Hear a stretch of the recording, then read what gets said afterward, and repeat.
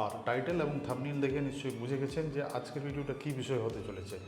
হ্যাঁ, ট্রাইম্ফ speed T4-এর breakdown issue নিয়ে আজকের ভিডিওতে আমরা আলোচনা করি। অ্যাকচুয়ালি আমি কিনতে গিয়েছিলাম রয়্যাল এনফিল্ড ক্লাসিক 350, তো পাশেই ট্রাইম্ফের শোরুম ছিল, সেই জন্য ভাবলাম যে বাইক যখন কিনবো ট্রাইম্ফের শোরুমটা একবার ভিজিট করা যাক।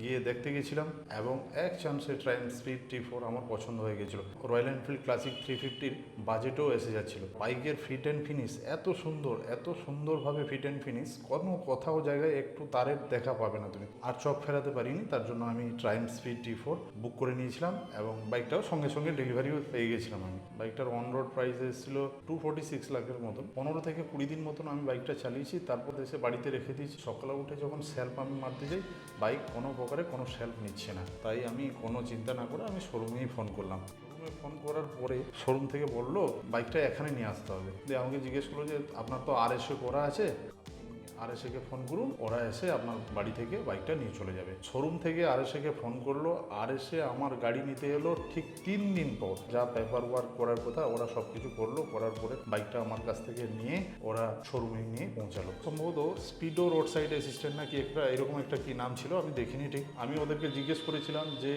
RSA তো রোড সাইড অ্যাসিস্ট্যান্টের কাজ করে, মানে রোডে যদি কোনো রকম প্রবলেম হয় তাহলে সঙ্গে সঙ্গে এসে ওরা কাজ করে।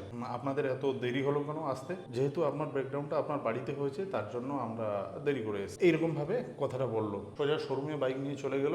2 দিন পর শোরুম থেকে ফোন করে আমাকে জানানো হলো যে তোমার ব্যাটারিতে ইস্যু আছে। তখন আমি ভাবলাম যে ব্যাটারিতে ইস্যু আছে মানে খুব তাড়াতাড়ি হয়ে যাবে, তেমন কোনো বড় সমস্যাও নয়। ঠিক তার 2 দিন পর আবার ফোন করলাম শোরুমে। ওরা বললো আপনার ব্যাটারিটা দিল্লি থেকে আসবে, তার জন্য দেরি হচ্ছে, আর 2-4 দিন ওয়েট করুন, আপনি বাইক পেয়ে যাবেন। এইরকম করতে করতে পাক্কা 15 দিন অবধি আজকাল পরশু করে এইরকমভাবে 15 দিন কাটিয়ে দিল। 15 দিন কাটানোর পরে আমি অবশেষে বাইকটা আমার হাতে পেলাম, তাও অল্টারনেটিভ ব্যাটারি দিয়ে।